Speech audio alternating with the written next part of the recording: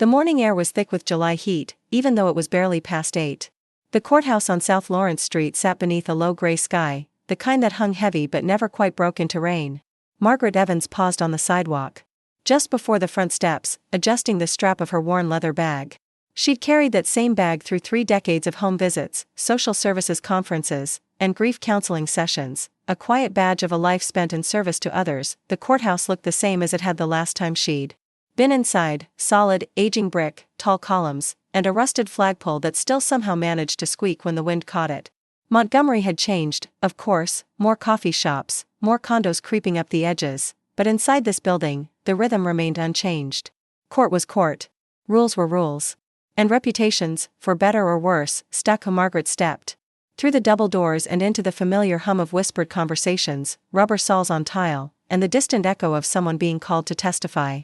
She nodded politely to the security officer as she placed her bag on the conveyor belt. He barely glanced up. "Thank you, ma'am," he said, pressing the button to let her through. Inside courtroom 2B, she found a seat near the back.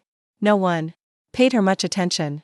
Her outfit, a neatly pressed gray skirt and pale blue blouse, had seen its share of potlucks, funerals, and city council meetings. Her shoes, low-heeled and sturdy, whispered with every step. She sat, folded her hands in her lap, and waited. Judge Ronald Easton entered from the chamber door with his usual air of impatience cloaked in civility. Tall, broad-shouldered, and in his early 60s, Easton had the kind of face that never quite softened. His silver hair was cut clean, his robe impeccable, his tone clipped and commanding.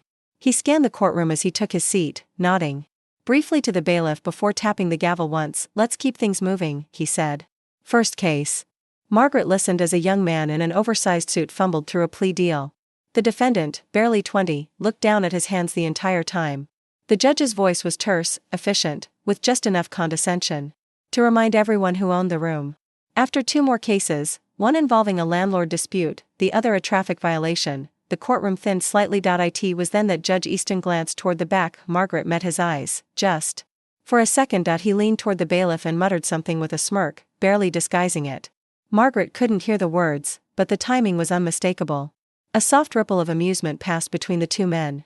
The judge turned his attention back to the front, but the echo of his amusement lingered in the air. The moment was small. Insignificant, perhaps, to most, but Margaret had spent her entire career noticing the small things.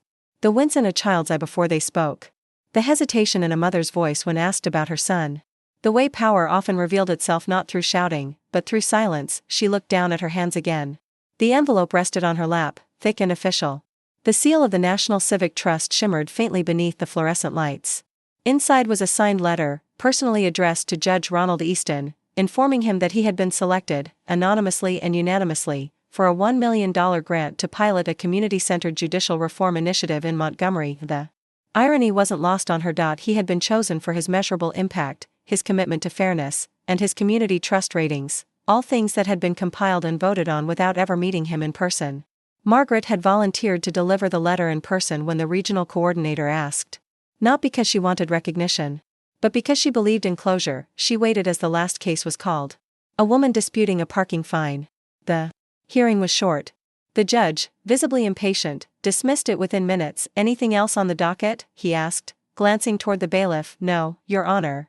He reached for his gavel, prepared to bring the morning session to a close. Margaret stood. "Excuse me, Your Honor." Her voice was calm, clear, and carried just enough authority to pause the moment. Easton looked up, annoyed at first, then confused. She stepped forward, the envelope in her hand. People in the pews turned their heads. "I'm not here for a case," she said.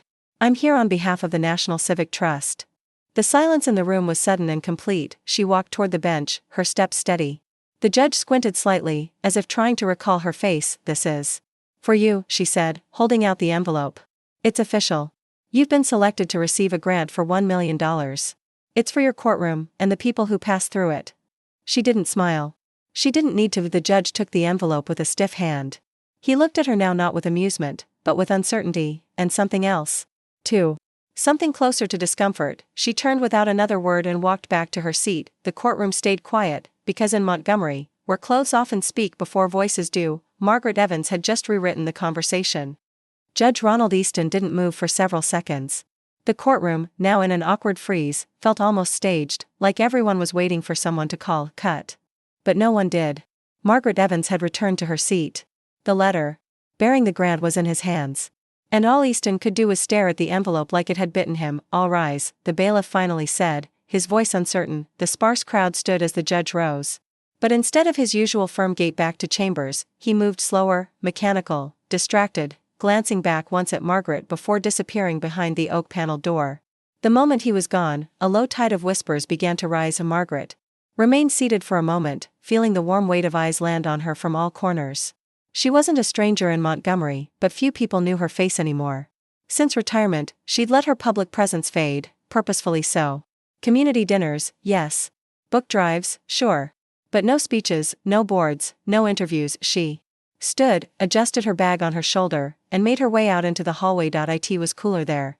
The wide corridor had white tile floors that reflected the faint yellow glow from the overhead lights.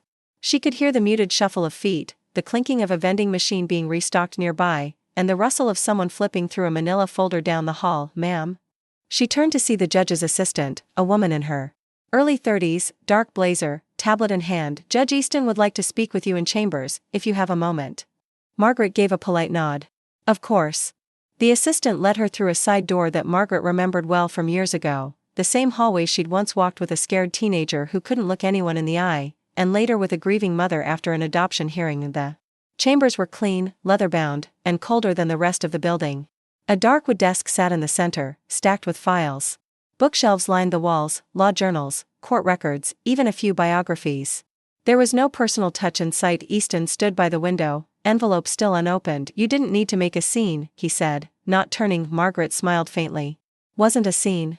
Just a delivery." He finally turned to face her. "I meant what I said to the bailiff, it wasn't about you." "I didn't realize that I was here to give you money," she asked, calmly. He shifted his weight. "That you were anyone important." Margaret met his gaze evenly. "You mean, I didn't look the part?" He didn't respond. "You'd be surprised how often that happens," she continued, moving toward a chair and sitting without being invited. "People think I'm someone's grandmother lost in the building. Or assume I'm waiting for a traffic citation. I've been mistaken for a janitor, a lost juror, even a witness's aunt. It's not uncommon." He stayed standing, arms crossed. "You've done good work here," she said, gesturing toward the envelope. "Enough to get noticed at the federal level. That's not nothing." Easton looked at the envelope again.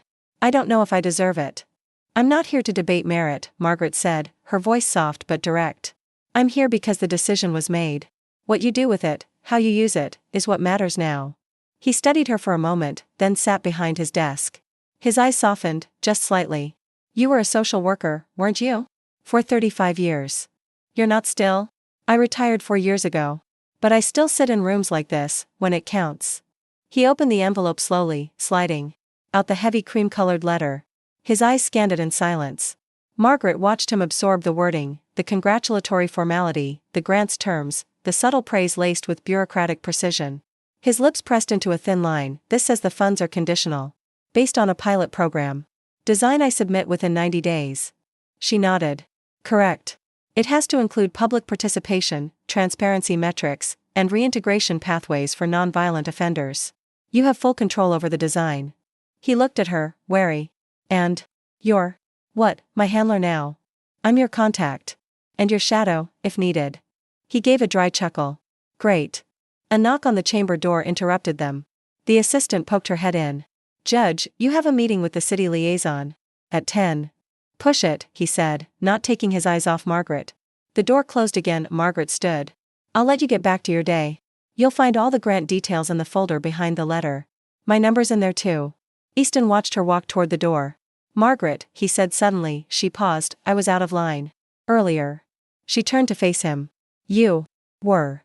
He nodded slowly. "Thank you for not embarrassing me." She tilted her head, thoughtful. "I didn't have to." Then she opened the door and stepped out, leaving him alone with the weight of a letter that looked a lot like a mirror. In the hallway, the buzz of the courthouse resumed its regular rhythm, clerks moving briskly, attorneys on cell phones. A woman arguing quietly with her public defender. Margaret walked toward the exit, the late morning sun now casting long shadows on the sidewalk. As she reached the steps, she glanced back once. The courthouse stood just as solidly as before. But something inside it, some unspoken balance, had shifted, and the city didn't know it yet, but it was about to feel the ripple. Judge Ronald Easton sat alone in his chambers the next morning, his desk covered in thick manila folders and worn city records. The curtains remained drawn, dimming the room to a soft amber hue. His necktie hung unknotted over the back of his chair, and his reading glasses perched low on his nose.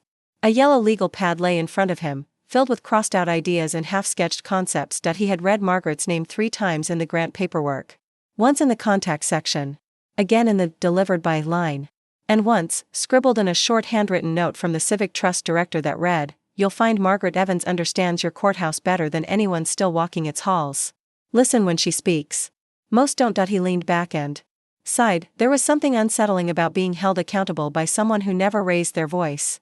Someone who simply waited for the weight of your own behavior to catch up to you. A quiet knock interrupted his thoughts. "Come in," he said. His assistant entered holding a cardboard box. The archives from 2017 to 2021. Community complaints, diversion requests, probation meeting logs. This is all we could find without needing to call storage. She placed the box on the table. "I also pulled the public defender's quarterly summaries, like you asked." "Thanks, Lydia." She lingered for a second. "Anything else?" he asked. "No. She hesitated. "I've worked here 7 years, Judge. I've never seen you cancel a docket for research." He looked at her and offered the closest thing to a smile he could manage. "Neither have I." Across town, Margaret stood in the community library's small event room, organizing a stack of worksheets for that evening's town hall. The room had once hosted poetry nights and voter registration drives, but lately it had fallen into disuse, too small for growing city events, too informal for city council meetings. Tonight, it would hold something different, a listening session. It was her idea, and she hadn't asked for permission to use the space.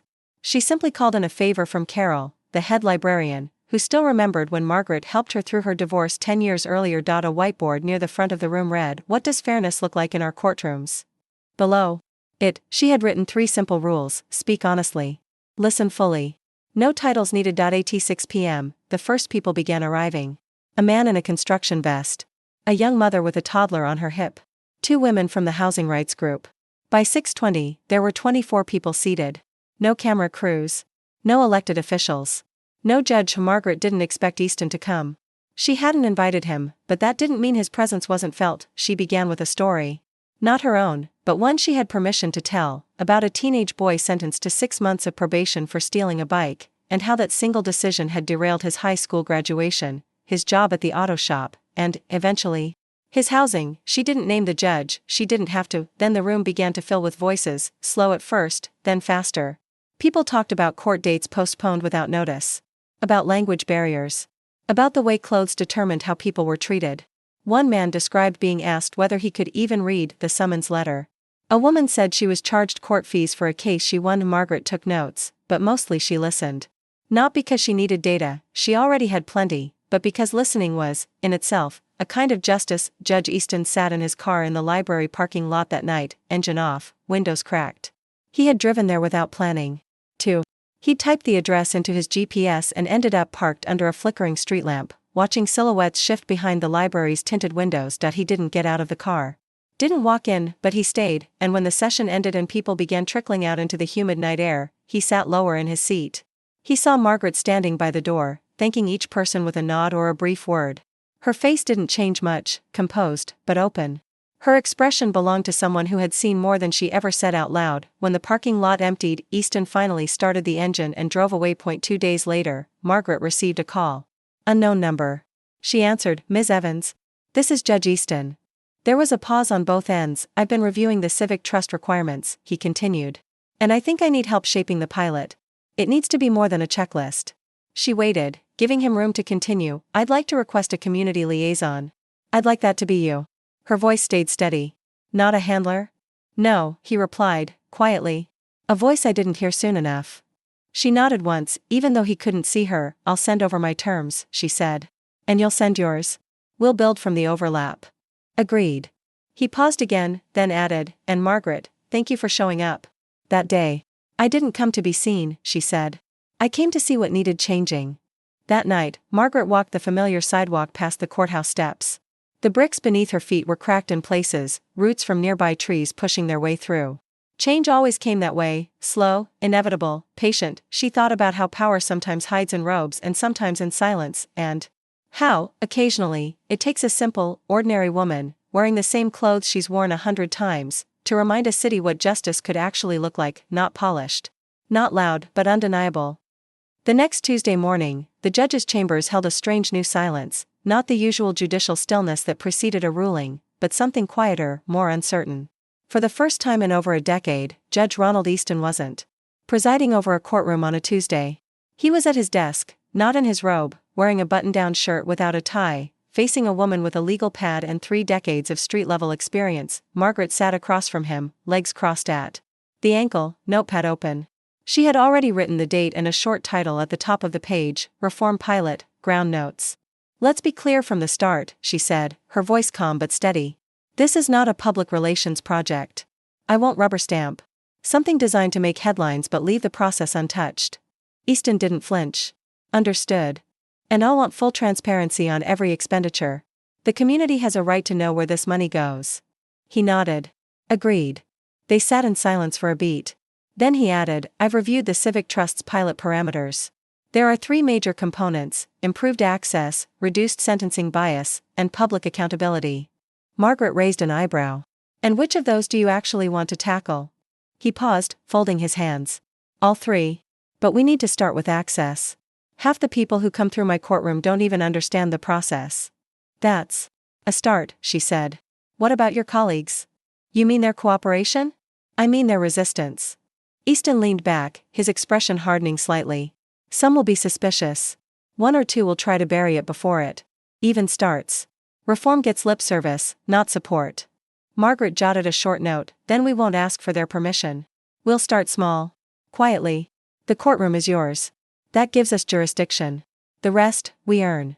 By the end of the week, Margaret had assembled a preliminary planning team: a local teacher named Roland who taught civics at the high school, a recently retired public defender named Sherry Cruz, and Ayanna, a 26-year-old organizer from the neighborhood coalition who knew how to explain policy in everyday language. They met in the community library on a Thursday evening, gathered around the same plastic folding table where Margaret had once helped write housing petitions. She laid out the challenge: "We have 3 months to design something that works.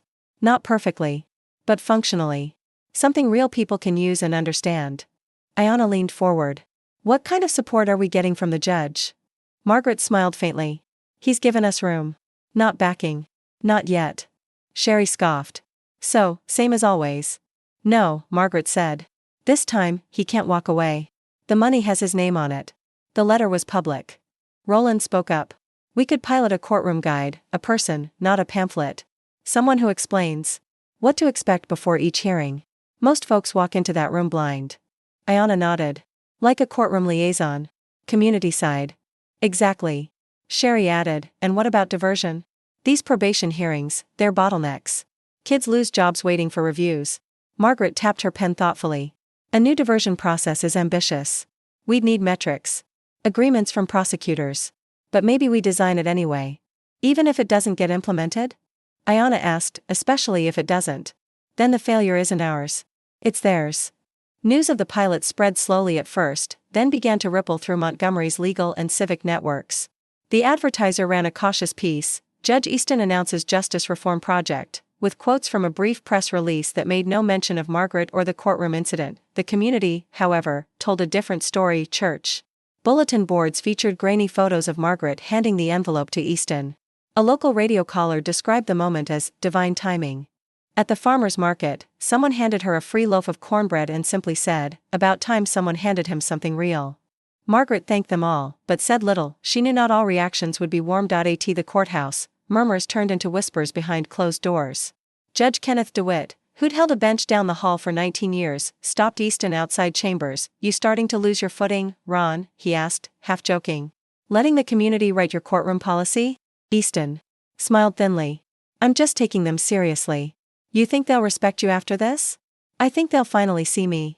That's better than respect." DeWitt snorted and walked away. The following Monday, Margaret received a short, impersonal email from a deputy in the DA's office. "Ms. Evans, we would like clarification on the scope of your involvement in the court reform project. Please confirm whether you are a formal consultant or acting in an unofficial capacity. Also, please refrain from offering procedural advice to individuals scheduled for trial. Office of the District Attorney *. Margaret read the email twice. Then she closed it and went back to editing a draft proposal titled, "Dignity as a Default."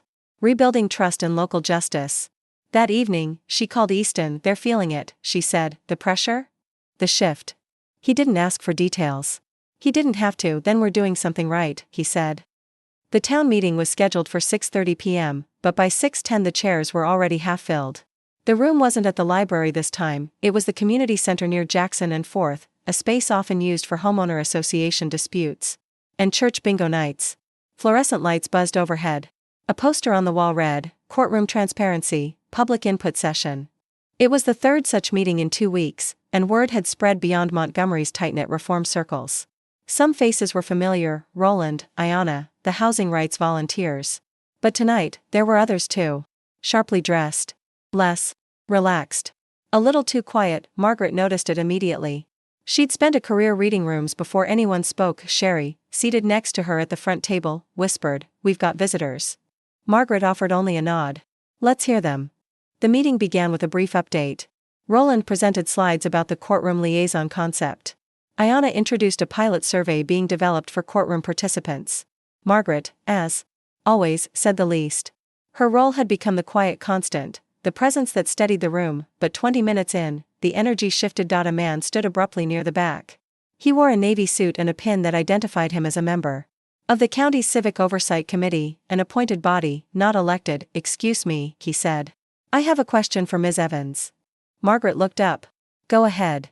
Who authorized this reform project to proceed without proper municipal review?" A ripple went through the room. Margaret didn't blink. "The Civic Trust grant was awarded independently," she replied. "The project is within the judge's discretion and jurisdiction." "Is it?" the man asked. "Because from what I'm seeing, this looks like policy being shaped behind closed doors. With no oversight." Someone to his left chimed in, a woman with a courthouse badge clipped to her purse. "Exactly. Where's the data? The legal precedent? You're taking community feedback and calling it reform." Margaret closed her notepad calmly. "Would you like to see the data?" she asked. The man scoffed. "Frankly, I'd like to know who gave you the authority to direct judicial innovation." "I didn't ask for authority," she said. "I earned trust. There's a difference." The room stilled. Even the ones who came in skeptical watched now with quiet attention. Margaret stood slowly. "I was mocked in the courtroom 3 weeks ago," she said. "For the way I looked. For the clothes I wore. The judge did it. Loud enough to share a laugh with his bailiff. And I let it pass. Because I was there for something bigger." She let the words settle. "I had a letter in my bag. A letter awarding that same judge $1 million to reimagine how justice works here. I didn't choose him. The Civic Trust did. But I volunteered to hand it to him, face to face. And when I did, I watched an entire room stop breathing, because that moment didn't fit the script. No one spoke. What we're building now isn't policy. It's presence. It's process. It's giving people the words to name what they go through in that courtroom. And if you're uncomfortable, that's okay. Change doesn't need your comfort." Silence. No applause. Just breath, and then a woman in the third row, middle-aged, denim jacket, hands calloused from years of work, raised her hand. "I came here because my daughter was fined $300 for missing a court date we never knew about," she said. "They said the notice was mailed, but we never saw it." And when she tried to explain, the judge didn't even look at her. Just said, "Next." Margaret turned toward her. "Would she be willing to talk to us? Off the record?" The woman nodded, voice trembling. "She's in the car. She didn't want to come in." Margaret walked over, handed her a flyer, and said, "Then we'll go to her." That night, after the meeting had cleared, Margaret and Ayanna sat in Margaret's car outside the community center. Rain had started to fall, light at first, then steady. The windows fogged slightly from the inside. Ayanna stared at the windshield. Arms folded. "They don't want this to happen." "No," Margaret agreed. "They want it controlled. They'll try to shut it down." Margaret exhaled slowly, then looked at her hands. The same hands that had held crying toddlers in court waiting rooms. That had written letters to parole boards. That had consoled a mother whose son overdosed 2 days before release. "They can try," she said. At the courthouse the next morning, Judge Easton received an envelope on his desk. No return address. Inside was a single sheet of paper with a printed message: "This project is being watched. Do not mistake noise for progress." No signature. No contact. He placed the letter in the drawer, then looked out the window where clouds still hung low over the city. For the first time in a long time, he felt something stir in his chest that wasn't pride. It wasn't fear either. It was resolve. It was just past noon when Margaret stepped into courtroom 2B again. The space hadn't changed, same dull carpet, same faint echo of heels on tile, same sense that something important might happen here, even if it rarely did, but this time. She didn't come quietly, she walked down the aisle with her back straight, holding a slim folder under one arm. Inside were 12 signed statements from people who had attended the public input sessions, each one offering their own encounter with the court system, in their own handwriting. Nothing dramatic.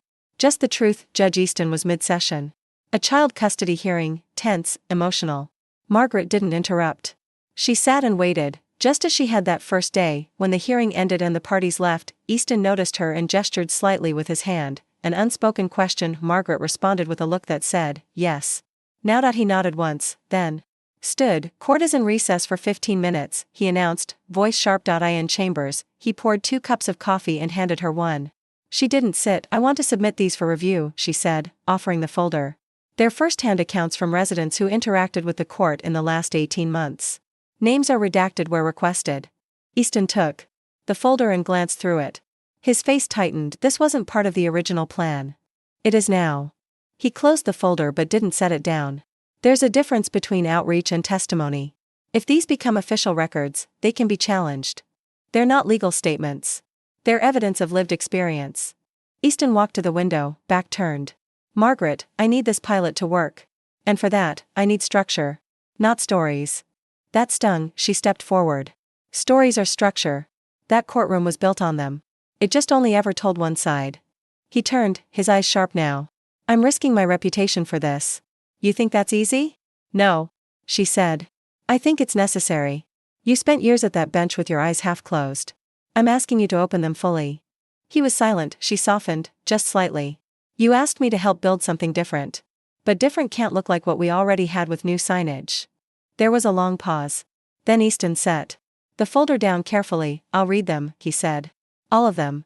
That evening, Easton stayed late in his chambers, long after the courthouse emptied. He read every page Margaret gave him, one by one. They told me to call a public defender. No one answered. I showed up alone and was fined for being unprepared. The judge told me I was lucky to get probation. I'd just lost my job. Lucky wasn't the word. When I cried, they called security. I wasn't dangerous. I was scared. 12 pages. 12 voices. Some angry. Some just tired. He felt something foreign in his chest. Not guilt, exactly. Not shame, recognition. The next morning, the Civic Oversight Committee sent an official notice to the court. We request a formal presentation of the pilot's design process, including contributors, consultation notes, and public influence over procedural decisions. This will be entered into municipal records. In other words, we're watching. Margaret read the email at her kitchen table. A sparrow chirped outside. She closed the laptop and sipped her coffee. Her shoulders were tired. Not from one morning, but from the weight of being someone who pushes uphill. Always. Then her phone rang. Margaret, Easton said, voice gruff. We need to show them what we're building. Transparently. On our terms. You ready for that? She asked. Yes. She waited, letting the moment stretch. You sure you're not just reacting to pressure? I'm reacting to the truth in those letters, he said, and that was enough. A week later, Margaret and Easton stood side by side at a city hall meeting. Margaret wore the same blouse she'd worn in the courtroom weeks before. Easton wore a gray suit, no robe, no pretense. Roland presented the courtroom liaison plan. Ayanna showed the survey data. Sherry laid out a timeline for probation reform. Margaret closed with a simple slide. Listen. Believe. Build. And then Easton spoke. Justice isn't just about what we decide in court, he said, steady but subdued. It's about how we listen when the court ends. This grant gave us a chance. These people, this community, gave us something harder, accountability. Not everyone applauded. Not everyone smiled, but no one walked out, and for Margaret Evans, that was a beginning, not vindication. Not closure, just the start of something they could finally call real. Margaret had never liked the feeling of being followed, and she wasn't paranoid enough to imagine it often. But as she walked out of the county records building on Friday afternoon, manila folder tucked beneath her arm, she knew the man across the street wasn't just another downtown pedestrian. He wasn't obvious. That was what gave him away. Mid-40s. Black button-down. Phone held sideways like he was texting, but always turned slightly in her direction. She didn't stop. She didn't look over. But she changed her route, looping 1 block further around the courthouse than necessary, and when she finally turned onto Mildred Avenue, the man was gone. She reached her car, heart steady but alert. Inside the folder were early drafts of the diversion plan, annotated by a few public defenders and school counselors. Nothing sensitive. Nothing secret, but the presence following her said something else entirely. Someone was looking for leverage. That evening, Margaret sat on her porch with a cup of tea and the sound of cicadas thick in the air. Her cat, Holloway, settled beside her on the bench, tail flicking at the rhythm of passing cars. She'd known this moment would come. Montgomery had always had quiet back channels, not the dramatic kind, not scandals in newspapers, but whispers.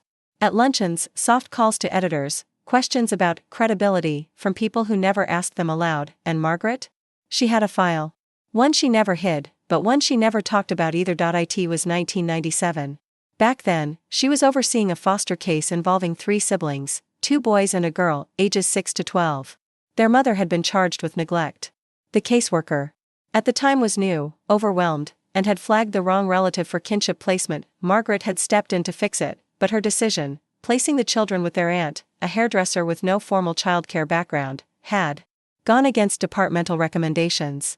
When the older boy got into a fight at school and the aunt couldn't manage him, the placement broke down. He ended up in a group home. A letter of censure had followed. Nothing career-ending. But it stuck. Margaret never defended herself publicly. Never blamed the system, the staffing shortages, or the aunt who tried her best. Because the truth was, the outcome wasn't clean. And in child welfare, it rarely was. But now, decades later, she could feel the cold breath of that old file coming back. 3 days later, Judge Easton called her into chambers. He looked tired. Not angry. Just unsettled. "They're going after your credibility," he said.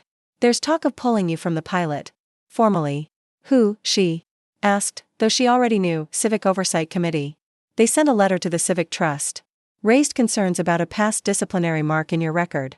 Margaret didn't speak. "I told them it was 30 years ago. That it had nothing to do with this project." He paused. "But Margaret, they're not playing fair." "They never were," she said. He sat back, studying her. "You could step down. It would protect the pilot. And your name?" She shook her head. "It was never about my name." "What was it about, then?" She looked at him with something between sadness and clarity. "It was about the people who sit in that courtroom every day thinking they're invisible. I've been one of them. You made me one of them. And now I'm standing. I'm not stepping aside." Easton didn't answer right away. Then, quietly, "Then I'll stand beside you." That night, a small online article was published on a local political blog. Evans once reprimanded and mishandled foster case, community voices concern over reform project. No source. No quote.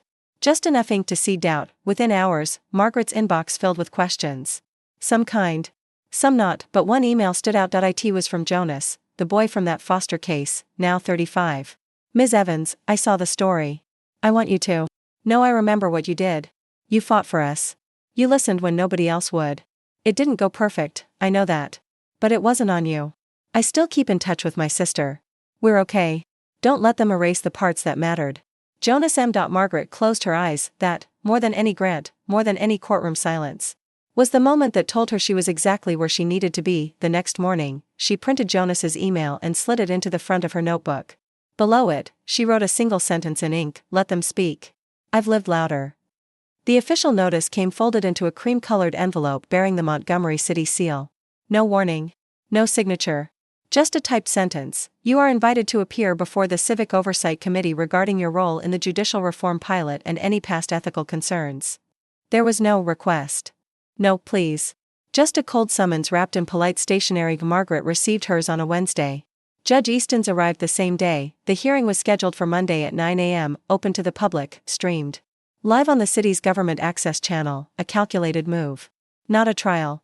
Not a firing squad, but something meant to humiliate without leaving fingerprints. That weekend, Montgomery hummed with speculation. Local Facebook groups lit up with theories, some in support, many laced with confusion or skepticism. Didn't she get reprimanded in the 90s? Why would a judge work with someone like that? She was the woman in that viral courtroom video, right? With the letter?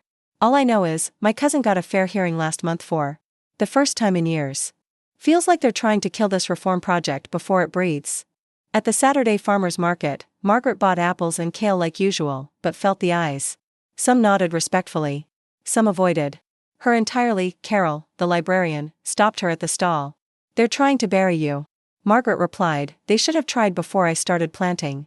Monday came too fast. The Civic Oversight Committee met in a long, overly lit room inside City Hall. 7 members sat elevated behind a crescent-shaped table. Nameplates. Water pitchers. A city attorney off to the side, silent but ever-present, rows of chairs faced them, filled with a mix of civic watchers, reporters, and staffers who'd once considered this pilot a footnote. Now, it was news. Margaret sat to the left of Judge Easton, who wore no robe, just a dark gray suit. His jaw was tight. His hands were still. The committee chair, a man named Graham Larrick, adjusted his glasses and began, "We're here today to discuss the nature, transparency, and ethical structure of the judicial reform pilot launched in collaboration with Judge Ronald Easton and Ms. Margaret Evans. No welcome. No gratitude, just procedure," they began with. Margaret. Larrick's voice held the tone of someone pretending not to be condescending. "Ms. Evans, would you consider your current role an official capacity, advisory, or informal influencer of judicial decisions?" "I'm a liaison," she replied. "I gather community input, translate it into policy suggestions, and deliver it to the pilot team." "Have you ever advised the judge on sentencing?" "Never." "Have you ever spoken directly to a defendant about their case?" "I've referred people to legal resources." "That's not the same." Larrick nodded without emotion, as if she were confirming his thesis.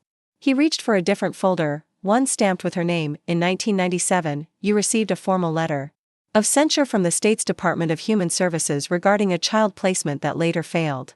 Margaret didn't blink. "Yes, I did." "Do you believe that judgment still holds relevance in assessing your role today?" "No," she said. "And neither did the boy involved. He sent me a letter last week. I brought a copy."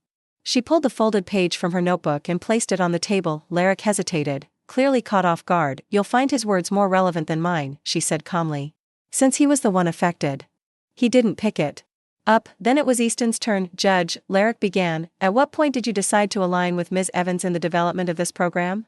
Easton looked him straight in the eye. "The moment I realized her insight was more honest than most of the feedback I've gotten in 2 decades on the bench." A murmur passed through the crowd. Larrick held up a hand. "And do you think collaborating with someone who has a public disciplinary history reflects sound judgment?" Easton leaned forward. "I think dismissing lived experience is a bigger ethical concern than working with someone who's learned from theirs." The room grew still. Respectfully, he added, "I've ruled over drug cases while drinking bourbon in my office after hours. No one questioned my ethics then." Gasps. A few mouths opened. Larrick shifted uncomfortably. Margaret looked at him, but didn't smile, because that wasn't a victory. That was a reckoning. By the end of the hearing, the committee didn't make a formal decision. They promised a statement within 10 business days. But the damage was already reframed. What was meant to be an indictment had become a broadcast of truth, of endurance, of 2 people no longer afraid of being misunderstood. Outside City Hall, the sunlight was sharp and the air thick. Reporters gathered at the curb. One young journalist leaned forward. "Ms. Evans, any comment on the hearing?" Margaret paused, then she said, gently, "This city is tired of people defending themselves for doing the right thing too soon." Then she turned and walked away. That night, her porch light flicked on just past dusk. She sat with Holloway curled at her feet and a newspaper folded beside her. Easton called. "They're going to come harder now," he said. "I know. Are you still in?" She looked at the darkness beyond her yard, then at the notebook in her lap, now worn, creased, and filled with voices the courtroom had never heard before this project began. "I was never just in," she said. "I am the reason it started." By Thursday, something unusual had happened in Montgomery. Silence had given way to noise, not the angry kind. Not yet. But movement. Stirring.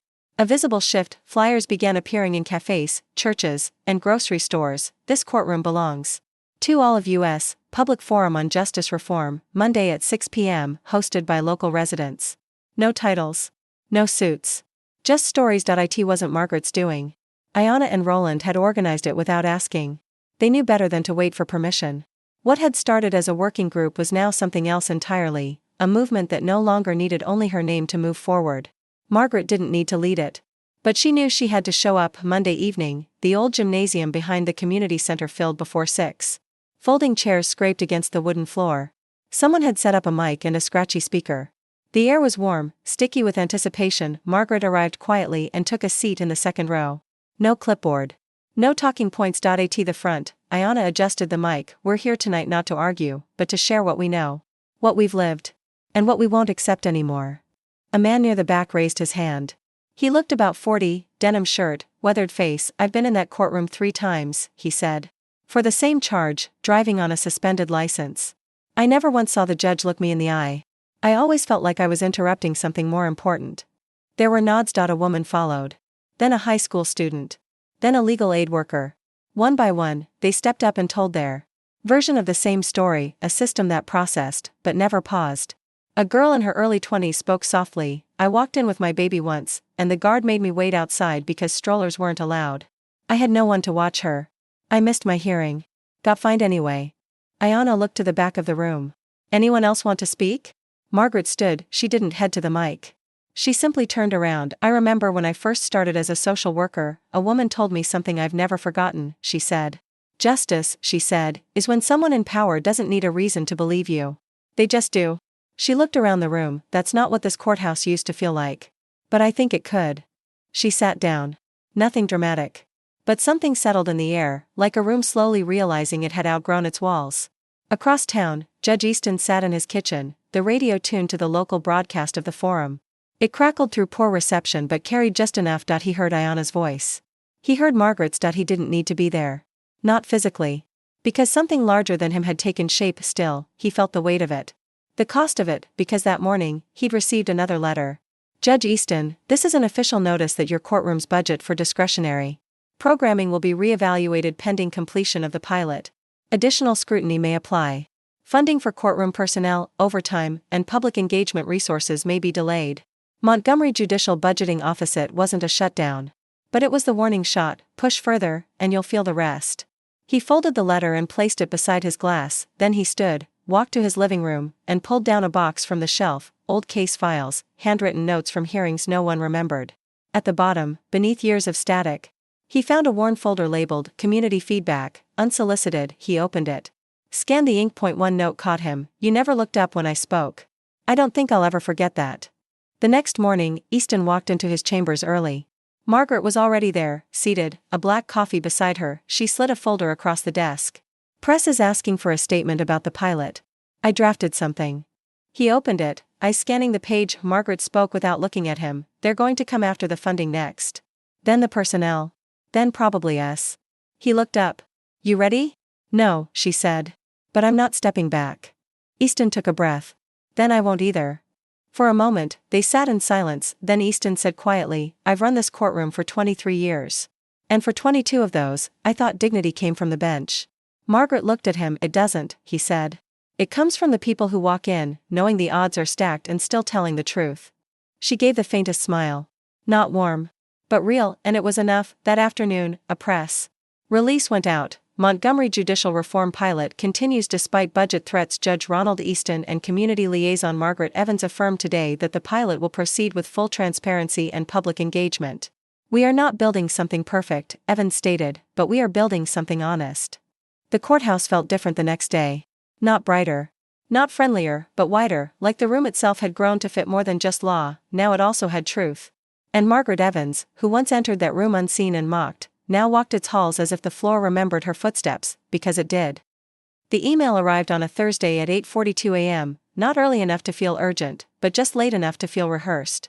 Judge Easton and Ms. Evans, you are requested to attend a special closed-door session with the Montgomery Judicial Budgeting Office this Monday at 11 a.m.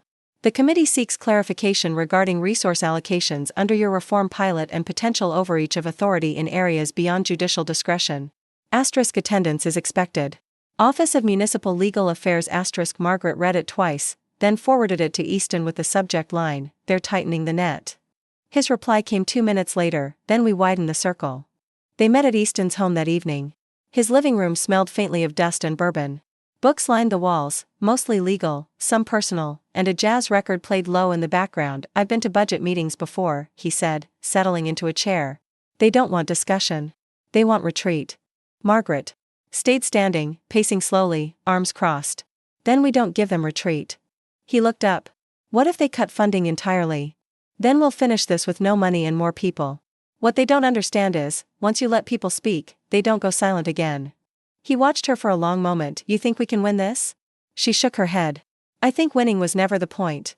But not losing ourselves. That matters more. Monday came like a slow storm, humid, still, expectant. Margaret dressed plainly, the same gray skirt and blue blouse from that first day. Not out of sentiment, but as a reminder. A return. They entered City Hall through the side entrance, escorted to a small, airless conference room with long windows that didn't open. Inside were 6 officials, 2 from budgeting, 2 from legal. One city administrator, and one silent observer whose badge read ethics compliance. They didn't offer coffee. Or smiles. The lead official, a man named Raymond Burke, opened a folder and began without preamble. Judge Easton, Ms. Evans. We're here today to assess whether the Montgomery judicial reform pilot has remained within its original scope and budget. Several concerns have been raised, including unapproved reallocations of court staff time, informal advisory roles, and unchecked public messaging. Easton didn't flinch. The reallocation was internal. All within jurisdiction. Margaret added, and the messaging was factual. Burke looked at her sharply. You're not an elected official, Ms. Evans. I'm a citizen, she replied. That's higher. One of the legal reps leaned forward. Your current role exceeds traditional court consultancy. There's no precedent for a civilian shaping court process this directly. Margaret met his gaze. There's also no precedent for community stories to be admitted into court reform plans. But here we are. The room tensed to Burke tapped his pen. We've also received concern from the Civic Oversight Committee that your continued public framing of this pilot as people-centered justice undermines institutional credibility. Easton responded before Margaret could, you're confusing credibility with comfort. I know the difference now. Burke sat back, eyes narrowed. Let's speak plainly, he said. If this continues as is, we can't guarantee long-term support.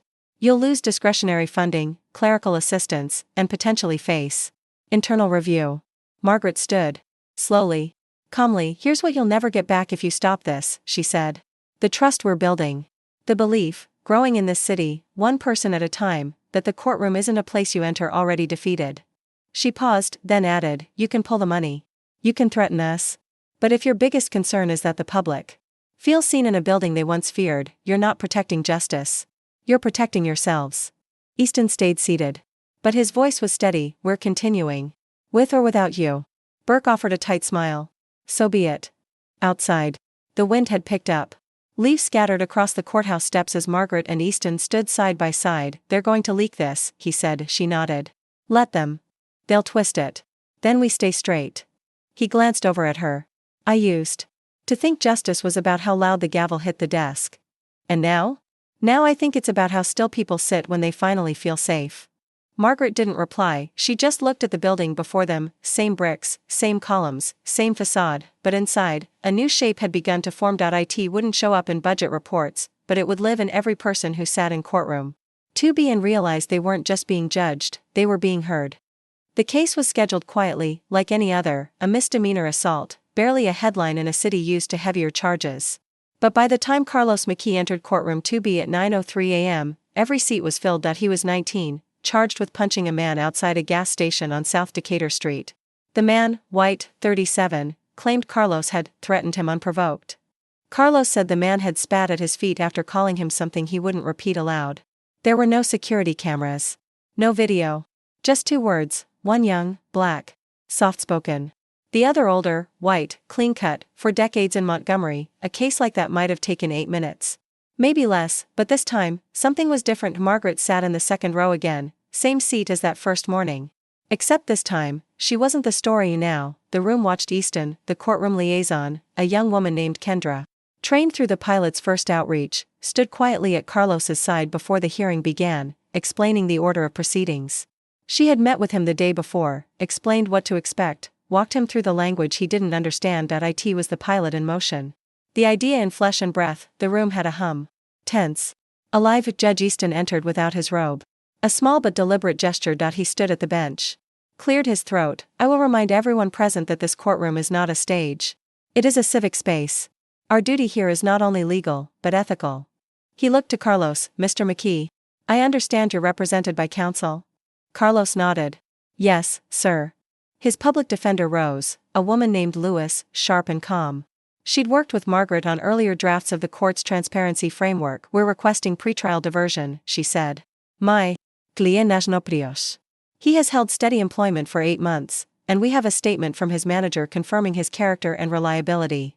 The prosecutor objected, citing the aggression of the act and the presence of a minor at the scene. Easton listened. Eyes focused. Pen down. Then he did something Margaret hadn't seen in 2 decades. He paused. He looked not at the attorneys, but at Carlos. Tell me, in your own words, what happened that night. Carlos looked startled. No lawyer had told him he might be Asked directly, but Kendra gave a tiny nod beside him. Carlos cleared his throat. I was buying a soda. He walked out behind me. Called me something. I ignored him. But when he spat at me, I lost it. He looked down. I know I shouldn't be swung. But he hit me first. I just hit back. Easton let the silence breathe, then he asked, do you understand why you're here, Mr. McKee? Carlos nodded. Because I didn't stop myself. Do you believe what you did was justified? Carlos didn't rush. Felt justified. But I know it wasn't right. Easton wrote nothing. Said nothing. Just sat with that, then he looked at the prosecution. You have no footage. No third-party witness. And no documented injury. No, Your Honor, the prosecutor said, reluctantly. Easton turned to the courtroom. In another time, in another structure, this hearing would be over already. And Mr. McKee would leave with a record. That's how these cases tend to go. He exhaled slowly, but we are no longer in that courtroom. He turned back to Carlos, diversion granted. 3 months of monitored community service through the pilot program. Weekly reflection check-ins. No further incidents, case sealed. Gavel down. A courtroom still. Outside, the courthouse steps were dotted with reporters, community members, law students. Kendra stood with Carlos and offered a short summary of the program's support process. She didn't boast. Just clarified. Margaret stayed back, near the columns. Easton joined her a moment later, eyes watching Carlos's retreating figure as he walked down the sidewalk. That was the moment, Margaret said. Easton nodded. Yes. The one they'll test you for again. And again. I know. You'll lose some people today. I already have. He turned to her, but I didn't lose myself. Margaret didn't smile. But her voice softened. Then this pilot worked, no matter what they say.